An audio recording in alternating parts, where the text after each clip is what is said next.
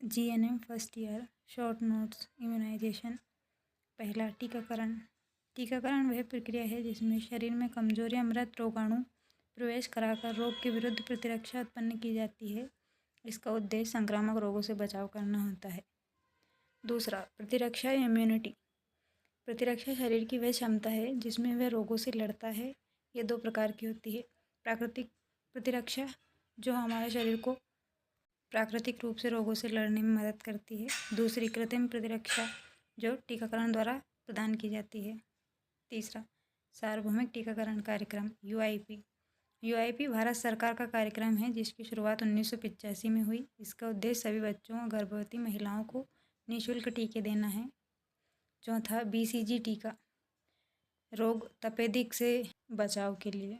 मार्ग, इंट्राडर्मल, स्थान बाईं ऊपरी भुजा पर दिया जाता है। विशेषता, टीके के बाद निशान बनता है।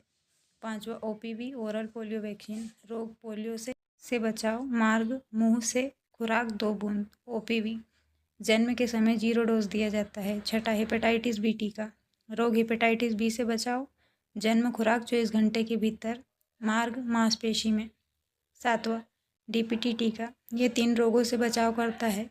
डिप्थीरिया, काली खांसी या पर्टुसिस, टिटनेस।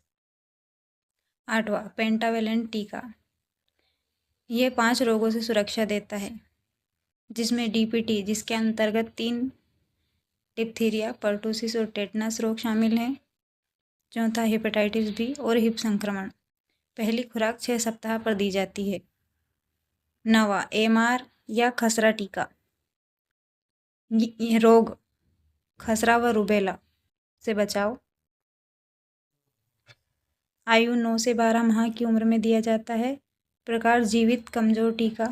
10वां, टीटी या टीडी टीका, रोग टिटनेस से बचाव के लिए गर्भवती महिला को 2 खुराक दी जाती है। टीटी का नया रूप है। 11वां, रोटा वायरस टीका, रोग दस्त से बचाव के लिए।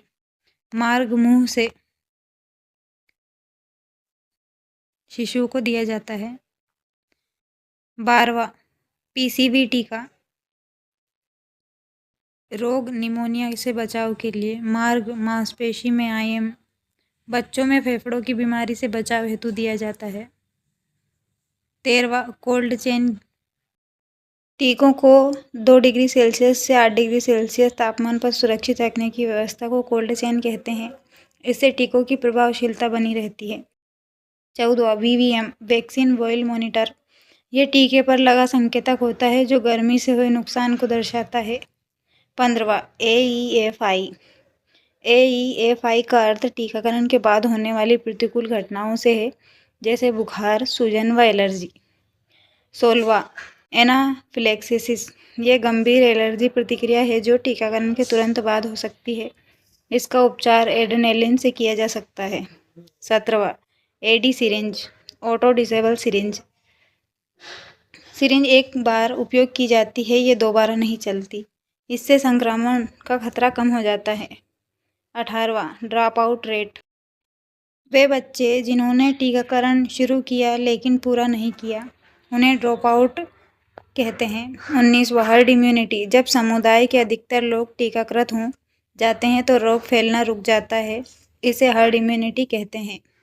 20वां, एएनएम की भूमिका, टीका लगाना, रिकॉर्ड रखना, माता को सलाह देना।